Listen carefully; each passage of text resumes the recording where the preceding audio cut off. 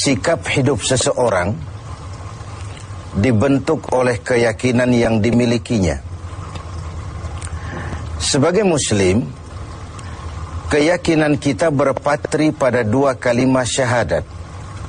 Asyhadu an la ilaha illallah wa asyhadu anna Muhammadar Rasulullah. Kalimat ini membentuk perilaku kehidupan. Itulah ikrar yang kita ucapkan. Artinya, pada saat kita berkata asyhadu an la ilaha illallah, saya bersaksi tidak ada Tuhan selain Allah, kita sudah melaksanakan sebuah ikrar. Kalau saya yakin tidak ada Tuhan selain Allah, itu berarti saya tidak akan pernah takut kecuali hanya kepada Allah. Saya tidak akan pernah menggantungkan hidup kecuali hanya kepada Allah. Saya tidak akan melarikan persoalan kecuali hanya kepada Allah. Saya tidak akan minta tolong kecuali hanya kepada Allah. Saya tidak akan minta rezeki kecuali hanya kepada Allah.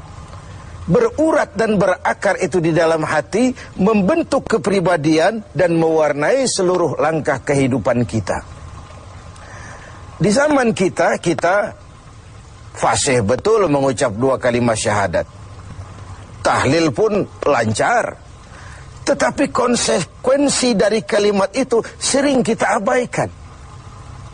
Apalagi kita sedang berhadapan dengan zaman yang serba sulit seperti sekarang ini. Ekonomi yang belum pulih, lapangan kerja susah, pengangguran banyak, biaya hidup tinggi. Orang mudah mengalami proses pergeseran nilai. Solatnya masih menghadap Allah, tapi kepengen dagangan laris menghadap dukun. Dicampurlah itu, iyyaka na'budu wa dukun nasta'in. Ini kan sudah gaya hidup yang sinkrit. Nah, puasa melahirkan keikhlasan. Kenapa? Karena ibadah ini seperti kita pernah bicarakan tanpa sugesti. Mungkin kalau kita sholat masih berharap dilihat orang. Kita membayar zakat, kita bersedekah masih berharap dilihat orang. Tapi dengan puasa hanya kita dan Allah saja. Ini harusnya melahirkan gaya hidup keikhlasan. Bahwa kalau kita sudah berbuat, yang penting kita dan Allah saja. Mau dipuji orang atau tidak, mau didengar orang atau tidak, mau dilihat orang atau tidak, yang penting saya sebagai pelaksana sebuah ibadah dan Allah sebagai tempat tujuan kenapa ibadah ini saya laksanakan. Karena itu, pada jumpa kita sore ini, kita akan bicara tentang ikhlas dalam menghadapi kehidupan ini. Sebab bukan saja hanya sholat kita harus ikhlas, puasa harus ikhlas, zakat harus ikhlas.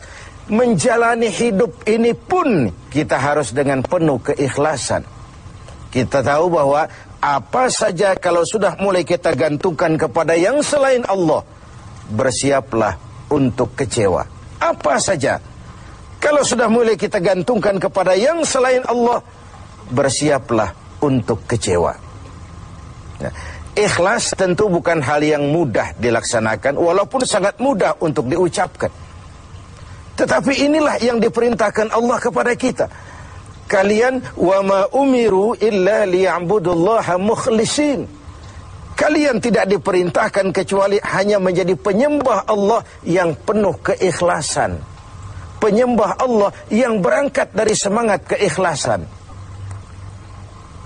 Saya ingin mengungkap apa yang pernah disampaikan oleh Imam Al-Ghazali tentang keikhlasan ini. Beliau menyatakan, "An-nas kulluhum mauta illa al-alimun. Wal-alimuna niyamun illa al-amilun. Wal-amiluna mughtarruna illa al-mukhlisun." Manusia, kata Al-Ghazali, pada dasarnya mati, kecuali orang yang berilmu. Orang yang berilmu walaupun dia hidup, tidur, kecuali yang mengamalkan ilmunya. Dan orang yang mengamalkan ilmunya, banyak yang tertipu, kecuali yang ikhlas di dalam mengamalkannya. Begitulah dalam kehidupan ini. Manusia pada dasarnya mati kecuali orang yang berilmu. Tidak banyak yang bisa dilakukan tanpa ilmu. Ilmulah yang membuat manusia itu hidup, bergerak, berbuat, berkembang, tumbuh menjadi lebih maju. Ilmu dalam sebuah ungkapan lama membuat hidup jadi mudah. Seni membuat hidup jadi indah. Dan agama membuat hidup jadi terarah. Dengan ilmu hidup jadi mudah. Apa yang hari ini terjadi di benua lain, hari ini juga kita tahu dari kamar kita. Dari kamar kita bahkan kita bisa ngobrol ke luar negeri. Itu kemudahan yang terjadi karena faktor ilmu. Dahulu tahun 50-an, orang kita kalau pergi haji ke Mekah 6 bulan. Kita sudah lupa dia baru pulang 6 bulan. Yang ada cuma kapal laut, sementara Mekah Madinah unta. Sekarang orang berhaji cukup 1 bulan. Kemajuan ilmu yang menciptakan Boeing memotong waktu 5 bulan. Ruang dan waktu sudah bukan masalah. Manusia mati kecuali yang berilmu. Orang yang berilmu, walaupun dia hidup, tidur kecuali yang mengamalkan ilmunya itu. Nah, orang yang mengamalkan ilmunya banyak yang tertipu. Merasa sudah banyak karyanya, sudah banyak ibadahnya, sudah banyak kebaikannya. Mereka banyak yang tertipu, illal mukhlisun, kecuali yang ikhlas di dalam mengamalkan ilmunya itu. Ikhlas itu, itulah ruh dari amal yang kita kerjakan. Amal tanpa ikhlas, jasad tanpa ruh, mati nilai amal kita. Dan iblis itu luar biasa. Sehingga Nabi katakan, iblis masuk ke tubuhmu, menggodamu melalui saluran darahmu. Persempit jalan masuk iblis ke tubuhmu. Sahabat bertanya, dengan apa ya Rasul? Dengan zikir dan lapar. Saya ingin mengulangi hadis ini. Iblis masuk ke tubuhmu, menggodamu melalui saluran darahmu. Persempit saluran masuk iblis ke tubuhmu. Dengan apa ya Rasul? Dengan zikir dan dengan lapar. Jadi ketika kita melaksanakan ibadah puasa ini, kita mempersempit ruang gerak iblis. Itu makna bahwa kalau datang Ramadan, diikat setan dan iblis itu. Siapa yang mengikat? Ya kita sendiri. Dengan apa? Dengan ibadah puasa. Kita ikat dia, tidak berkutik, memperturutkan hawa nafsu sebagai kendaraan utama si iblis tadi. Jadi kembali kepada soalnya, keikhlasan. Itulah nilai dari amal kita. Nah, iblis datang kepada setiap orang dengan bendera yang tidak sama. Iblis datang kepada orang kaya dengan bawa bendera bakhil. Iblis datang kepada penguasa dengan membawa bendera kezaliman. Iblis datang kepada para kiai dengan membawa bendera hasud, iri hati, dengki. Iblis datang kepada orang kaya dengan membawa bendera pelit, bin bakhil alias kikir. Strateginya berbeda, bergantung kepada yang didatanginya. Nah, kalau itu tidak terkena, ditanamkannya lah perasaan bangga. Amalmu sudah banyak, kebaikanmu sudah banyak. Dihilangkanlah keikhlasan kita. Karena itu hadirin dan pemirsa, saya ingin menyampaikan sebuah potret tentang ikhlas ini. Dulu ada cerita, kiai punya santri 2 orang. Satu namanya si Ali, satu namanya si Umar. Satu hari si Ali pergi ke kebun, nyabut singkong. Singkong tercabut, Ali melihat, ini singkong bagus sekali. Kalau dihadiahkan kepada Pak Kiai, senang hati beliau. Tabarukan, cari berkah. Berangkat ke rumah Kiai, bawa singkong. Sampai di rumah Kiai, Assalamualaikum Pak Kiai. Waalaikumsalam. Ada apa? Dari kebun Pak Kiai, saya jabut singkong, bagus sekali. Saya ingat sama Kiai, doakan saya Kiai. Oh, bawa masuk ke dapur, Li. Ali masuk ke dapur, taruh singkong. Kiai bilang sama istrinya, Bu, Ali ini jauh-jauh datang kemari, hadiahkan kita singkong ini. Pulang kita kasih apa dia? Kata istrinya, Kiai bang, ada seekor kambing di belakang, hadiah pengusaha temporary sama kita. Daripada di sini ada yang merawat, kan lebih baik dikasihkan si Ali. Siapa tahu dia pelihara berkembang biak jadi banyak nantinya. Jadilah itu. Ali permisi mau pulang, kata Kiai, Li, saya hadiahkan kau seekor kambing. Peliharalah, mudah-mudahan membawa berkah. Terima kasih Pak Yai. Pulanglah Ali dengan kambing seekor ini. Di jalan pulang ketemu temannya si Umar. Dari mana kau, Li? Dari rumah Kiai, Umar. Itu kambing dikasih sama Kiai. Kenapa kamu dikasih kambing?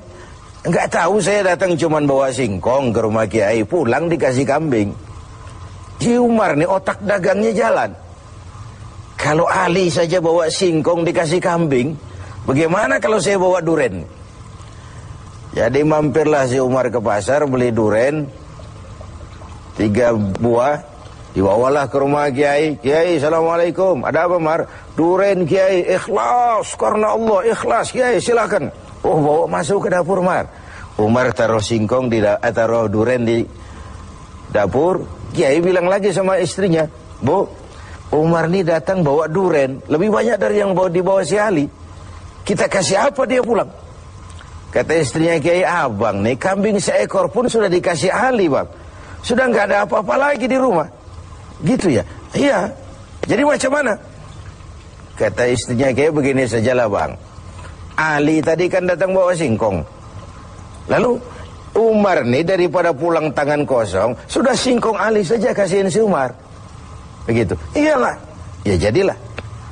Umar permisi mau pamit pulang, kata Kiai, Mar, ada singkong, kamu bawa pulanglah, saya hadiahkan sama kamu, rebus, mudah-mudahan bawa berkah buat kamu. Pulanglah si Ali bawa singkong nih kan. Jadi ini sebuah potret betapa si Ali yang ikhlas bawa singkong dapat kambing. Umar nih yang punya target bawa duren 3 pulang dapat singkong. Nah, jadi ini sebuah cerita bahwa apa saja kalau sudah kita mulai bukan karena Allah, bersiaplah untuk kecewa. Itu dulu, barangkali adik-adik ada yang akan mengajukan pertanyaan. Silakan. Assalamualaikum warahmatullahi wabarakatuh. Salam. Kiai, ada yang ingin saya tanyakan berkenaan dengan ikhlas. Pertanyaannya, bagaimana contoh orang yang ikhlas dalam berbuat? Ya. Contoh orang yang ikhlas dalam berbuat. Saya ingin menyampaikan sebuah cerita saja, tapi agak vulgar, tapi ini agak mendekati ya. Orang yang ikhlas dalam berbuat itu, mohon maaf, barangkali agak mirip-mirip orang yang buang air besar. Ini saudara-saudara, kalau pagi buang air besar ikhlas enggak? Ikhlas kan? Apa pernah kepada yang didatanginya? Nah, kalau itu tidak terkena, ditanamkannya lah perasaan bangga. Ah, amalmu sudah banyak, kebaikanmu sudah banyak. Dihilangkanlah keikhlasan kita. Karena itu hadirin dan pemirsa, saya ingin menyampaikan sebuah potret tentang ikhlas ini. Dulu ada cerita, Kiai punya santri 2 orang. Satu namanya si Ali, satu namanya si Umar. Satu hari si Ali pergi ke kebun, nyabut singkong. Singkong tercabut, Ali melihat, ah ini singkong bagus sekali. Kalau dihadiahkan kepada Pak Kiai, senang hati beliau, ah tabarukan, cari berkah. Berangkat ke rumah Kiai bawa singkong. Sampai di rumah Kiai, assalamualaikum Pak Kiai. Waalaikumsalam, Li. Ada apa? Dari kebun Pak Kiai, saya jabut singkong, bagus sekali, saya ingat sama Kiai. Doakan saya Kiai. Oh, bawa masuk ke dapur, Li. Ali masuk ke dapur, taruh singkong. Kiai bilang sama istrinya, Bu, Ali ini jauh-jauh datang kemari, hadiahkan kita singkong ini. Pulang kita kasih apa dia?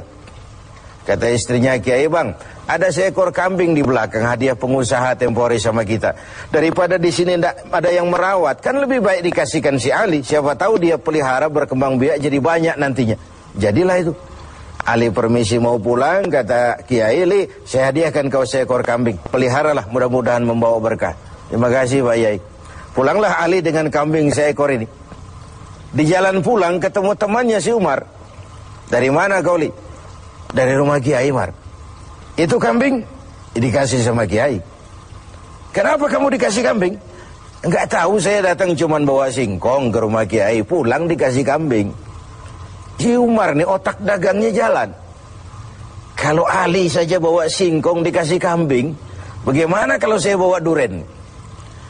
Jadi mampirlah si Umar ke pasar beli duren 3 buah, Dibawalah ke rumah Kiai. Kiai, assalamualaikum. Ada apa, Mar? Kenapa? Karena ibadah ini seperti kita pernah bicarakan, tanpa sugesti.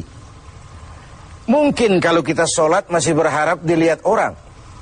Kita membayar zakat, kita bersedekah masih berharap dilihat orang. Tapi dengan puasa, hanya kita dan Allah saja. Ini harusnya melahirkan gaya hidup keikhlasan. Bahwa kalau kita sudah berbuat, yang penting kita dan Allah saja. Mau dipuji orang atau tidak, mau didengar orang atau tidak, mau dilihat orang atau tidak, yang penting saya sebagai pelaksana sebuah ibadah dan Allah sebagai tempat tujuan kenapa ibadah ini saya laksanakan. Karena itu, pada jumpa kita sore ini, kita akan bicara tentang ikhlas dalam menghadapi kehidupan ini. Sebab bukan saja hanya sholat kita harus ikhlas, puasa harus ikhlas, zakat harus ikhlas. Menjalani hidup ini pun kita harus dengan penuh keikhlasan. Kita tahu bahwa apa saja kalau sudah mulai kita gantungkan kepada yang selain Allah, bersiaplah untuk kecewa. Apa saja kalau sudah mulai kita gantungkan kepada yang selain Allah, bersiaplah untuk kecewa. Nah, ikhlas tentu bukan hal yang mudah dilaksanakan, walaupun sangat mudah untuk diucapkan. Tetapi inilah yang diperintahkan Allah kepada kita. Kalian wa ma umiru illa liya'budullaha mukhlisin. Kalian tidak diperintahkan kecuali hanya menjadi penyembah Allah yang penuh keikhlasan. Penyembah Allah yang berangkat dari semangat keikhlasan. Saya ingin mengungkap apa yang pernah disampaikan oleh Imam Al-Ghazali tentang keikhlasan ini. Beliau menyatakan, "An-nas kulluhum mauta illa al-alimun." Sikap hidup seseorang dibentuk oleh keyakinan yang dimilikinya. Sebagai muslim, keyakinan kita berpatri pada dua kalimat syahadat. Ashhadu an la ilaha illallah wa ashhadu anna Muhammadar Rasulullah. Kalimat ini membentuk perilaku kehidupan. Itulah ikrar yang kita ucapkan. Artinya, pada saat kita berkata asyhadu an la ilaha illallah, saya bersaksi tidak ada Tuhan selain Allah, kita sudah melaksanakan sebuah ikrar. Kalau saya yakin tidak ada Tuhan selain Allah, itu berarti saya tidak akan pernah takut kecuali hanya kepada Allah. Saya tidak akan pernah menggantungkan hidup kecuali hanya kepada Allah. Saya tidak akan melarikan persoalan kecuali hanya kepada Allah. Saya tidak akan minta tolong kecuali hanya kepada Allah. Saya tidak akan minta rezeki kecuali hanya kepada Allah. Berurat dan berakar itu di dalam hati, membentuk kepribadian dan mewarnai seluruh langkah kehidupan kita. Di zaman kita fasih betul mengucap dua kalimat syahadat. Tahlil pun lancar. Tetapi konsekuensi dari kalimat itu sering kita abaikan. Apalagi kita sedang berhadapan dengan zaman yang serba sulit seperti sekarang ini. Ekonomi yang belum pulih, lapangan kerja susah, pengangguran banyak, biaya hidup tinggi. Orang mudah mengalami proses pergeseran nilai. Sholatnya masih menghadap Allah, tapi kepengen dagangan laris menghadap dukun. Dicampurlah itu, iyyaka na'budu wa dukun nasta'in. Ini kan sudah gaya hidup yang sinkrit. Nah, puasa melahirkan keikhlasan. Limuna niyamun illal amilun wal amiluna mughtarruna illal mukhlisun.